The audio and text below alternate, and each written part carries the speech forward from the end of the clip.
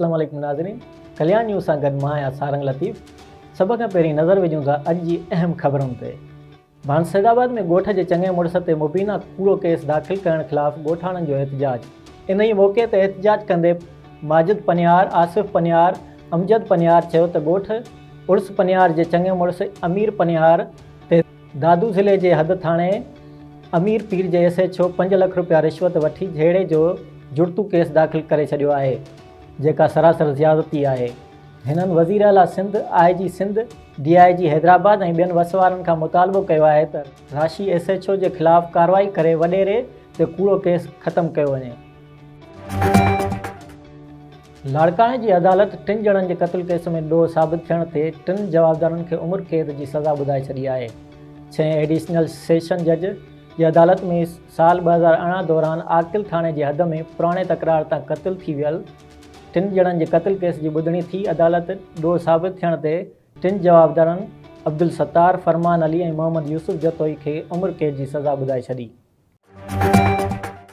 नाज़रीन, मटियारी में medical superintendent officer doctor Mansoor Ahmed Channar चयो आहे त डॉक्टर ऐं पैरामेडिकल स्टाफ पंहिंजी ड्यूटी ईमानदारी सां अदा करण सां गॾोगॾु ग़रीब माण्हुनि खे इलाज जूं बहितरीन सहूलियतूं फ़राहम करण जूं हिदायतूं जारी कंदे वधीक हिन चयो त ड्यूटी में कंहिं बि क़िस्म जी कोताही खे बर्दाश्त न कयो वेंदो ऐं रोज़ानू जे बुनियाद ते अस्पताल ऐं सफ़ाई सुथराई जे अमल खे बहितरीन खां बहितरीन कयो पियो वञे।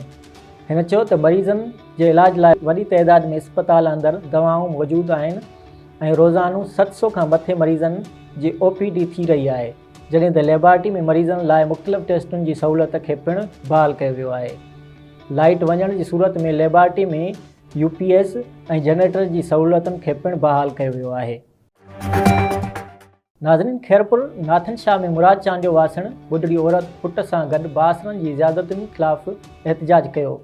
ॻोठ मुराद चांद जो वासण मसमात वज़ीरा भुट्टो पंहिंजे नौजवान पुट अलाए ॾितो भुट्टो सां गॾिजी नेशनल प्रेस क्लब कैन शाह आॾो बासरनि जे ज़ुल्मनि ख़िलाफ़ एहतजाज कयो आहे। इन ई मौक़े ते हिन दायो बख़्शल भुट्टो ख़ान मोहम्मद अनवर भुट्टो मुंहिंजे पुटु अलाए ॾितो भुट्टो खां हथियार जी ज़ोर ते लखे रुपयनि जी फुरलट करे खेसि तशदुद जो निशानो बणायो, जिन ख़िलाफ़ मेहर B सेक्शन थाणे ते केस दाख़िल करायो आहे ऐं जवाबदार केस तां हथु खणण लाइ धमकाए रहिया आहिनि। हिननि वस वारनि आला इख़्तियारनि खां मुतालबो कयो त ॼाणायल जवाबदारनि ख़िलाफ़ कार्रवाई करे असांखे तहफ़ुज़ फ़राहम कयो वञे। गंबट मां ख़बर शामिल कंदा हलूं त गंबट भरिसां क़ौमी शहरा ते ट्रालर जे टक्कर में रक्षा सवार खैरपुर लुकमान वासी मुख़्तियार टांवरी ऐं आमना खातूं सख़्तु ज़ख़्मी थी पिया, जॾहिं त ॿिए तरफ़ गंबट फ़क़ीराबाद जा रहवासी मोटरसाइकिल सवार शागिर्द नौजवान सलीम भट्टी ऐं फरमान भट्टी कार जे टक्कर लॻण सबबु सख़्तु ज़ख़्मी थी पिया।